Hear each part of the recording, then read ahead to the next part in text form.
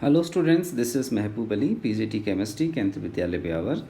In this video lesson, we'll study the part 2 of the crop production and management, that is chapter 1 of class 8. So let's start. So we'll start with the point third, that is adding manure and fertilizer. Student, when we grow the crop again and again, then what happens?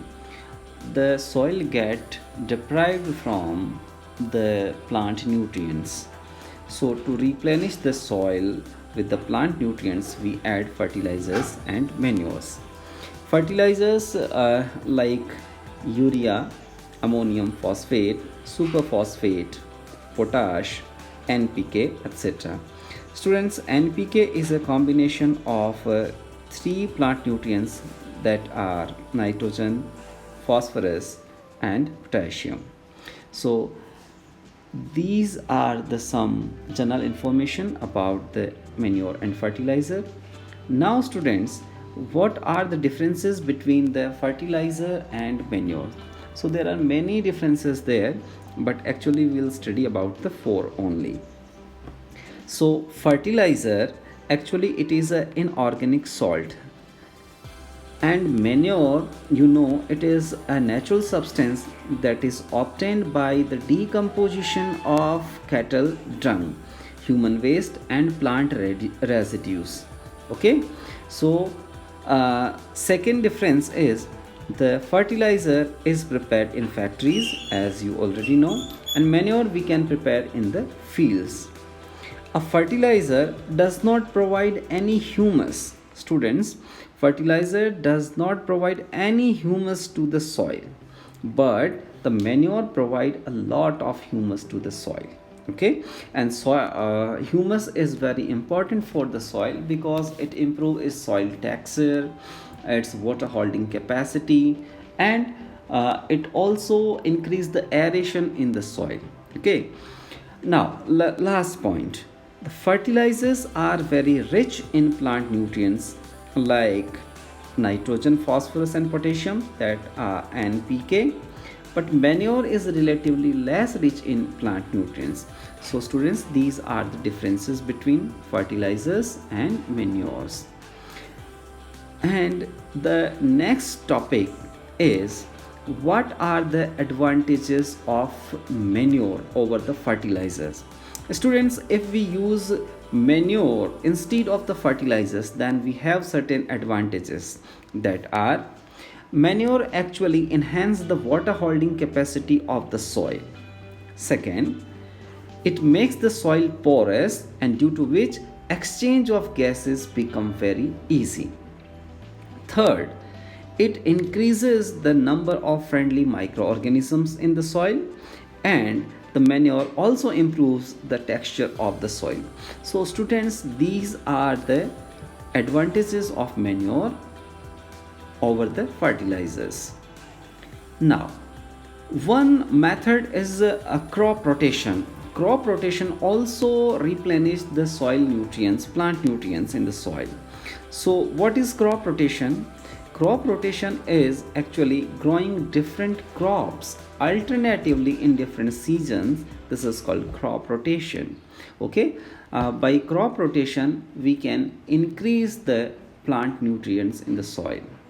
For example, we grow legumes in one season and wheat in another season. This is an example of crop rotation. The rhizobium bacteria present in the root nodules of the legume plants do nitrogen fixation and increase the nitrogenous compounds in the soil and increase the soil fertility.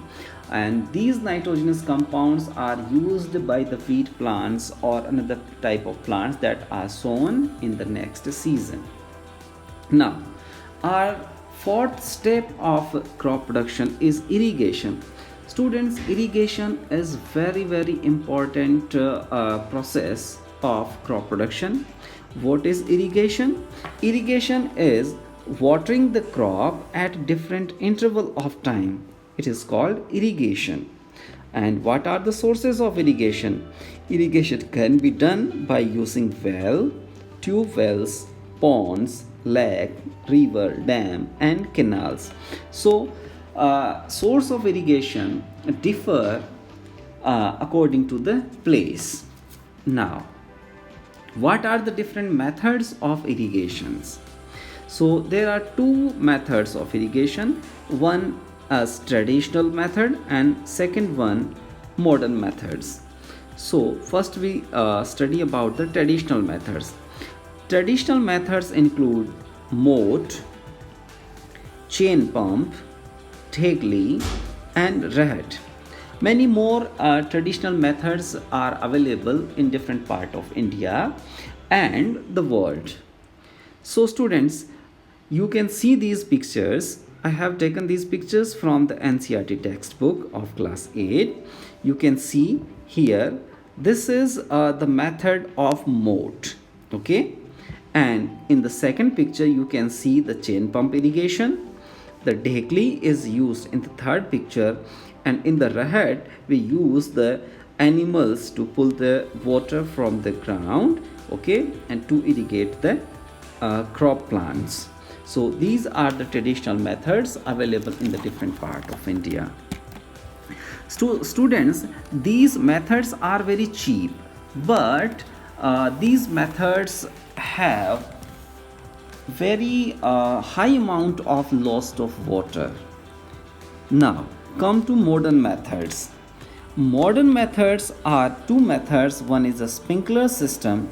Students, modern methods are water efficient. Okay, so first we study about the sprinkler system. In the sprinkler system there are perpendicular pipes that have rotating nozzles on the top, and these pipes are joined to the main pipeline at the regular intervals. And when water is allowed to flow through the main pipe under pressure with the help of a pump, so this water escapes from the rotating nozzles and it gets sprinkled on the crop as if it is raining. So this water is sprinkled there is a rain on the crop. Now this system is very useful where the land is not even, okay, where land is uneven, so and sufficient water is not available, and for sandy soil this system is very useful. So on uneven land, insufficient water supply or availability, and the sandy soil has very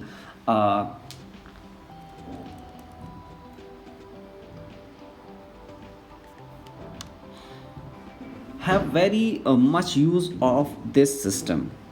So you can see the sprinkler system over here. Okay, now come to modern methods. Our first modern method is sprinkler system. Students, in the sprinkler system there are perpendicular pipes. You can see the perpendicular pipes over here. Okay, and these perpendicular pipes having rotating nozzles on the top, and these are joined at regular intervals. You can clearly see these perpendicular pipes are joined at regular intervals in this picture. Okay, so when the water is allowed to flow through the main pipe under pressure with the help of a pump, then the water escape from the rotating nozzles like this. Okay, so it escaped from the rotating nozzles and sprinkled over the crop plants as if it is raining. So it sprinkles like it is raining on the crop plants.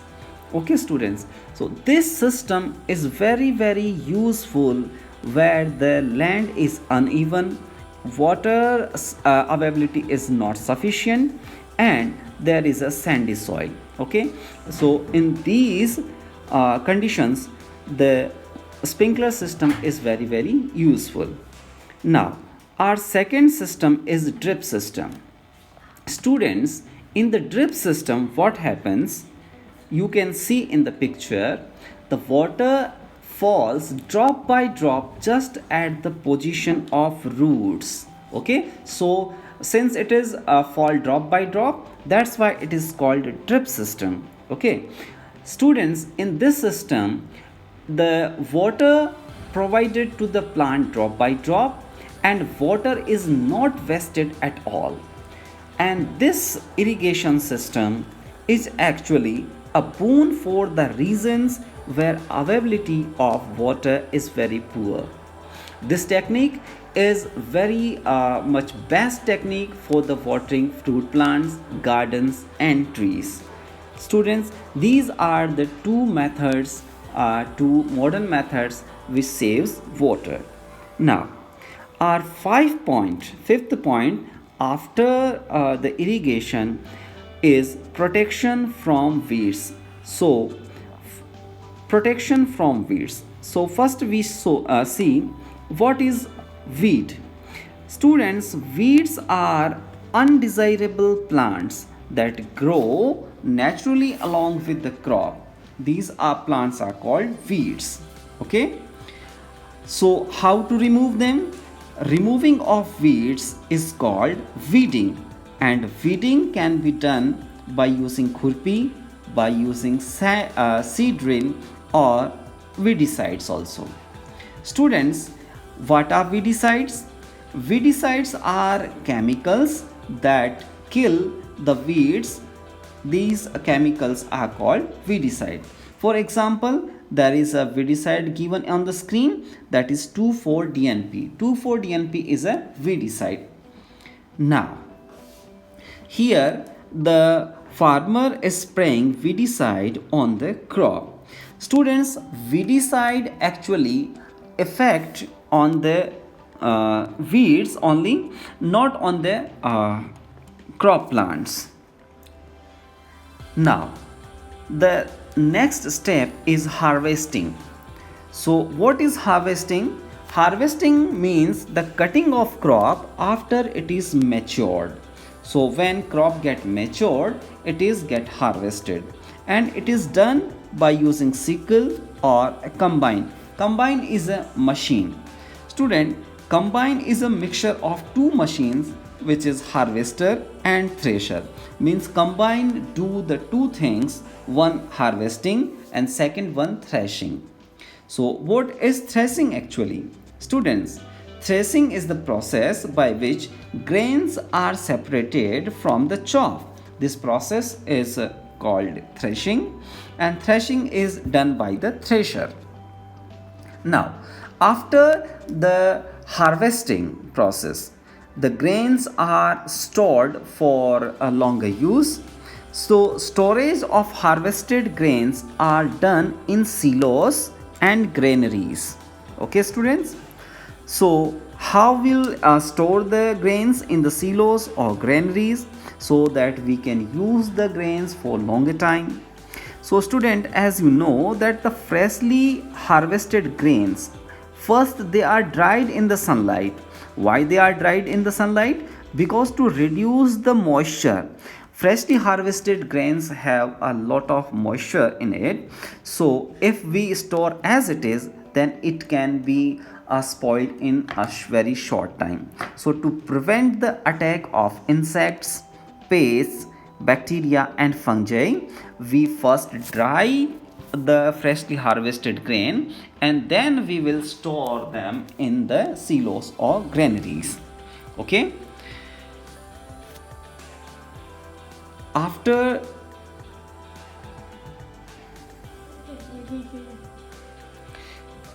now come to animal husbandry. So student, what is animal husbandry? Animal husbandry means animals are reared at large scale at the farm and they are provided with food, shelter and care. So this is called animal husbandry. So student, in the crop production you already know there are many steps in which animal labor is required. So many of farmers reared animal at their farm, so they can take their help and their labor in the crop production process and harvesting, also irrigation process, sowing process. Okay, so this is called animal husbandry. So in animal husbandry it is done at very large scale. So in large scale it is called animal husbandry, otherwise it is not. Okay, so student, this is how your chapter is completed. So thank you very much. Have a nice day.